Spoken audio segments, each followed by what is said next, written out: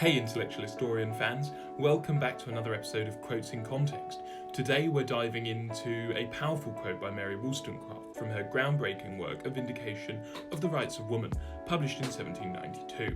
How much more respectable is the woman who earns her own bread by fulfilling any duty than the most accomplished beauty? But before we get into the quote, let's set the stage. Wollstonecraft wrote the book during a time when women's rights were virtually non-existent. In her society, women were often seen as inferior to men, confined to domestic roles, and denied access to education and opportunities.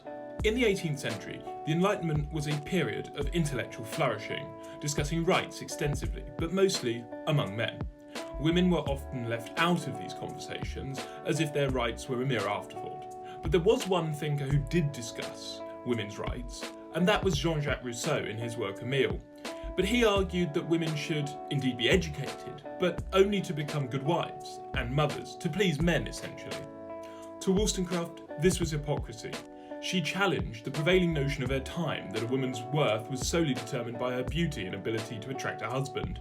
She said that true respect comes not from fitting into society's narrow expectations of womanhood, but from fulfilling one's own duties and achieving independence. She argued that for the thinkers of the Enlightenment to deny women opportunities, society was not only holding them back, but it was also depriving itself of valuable contributions.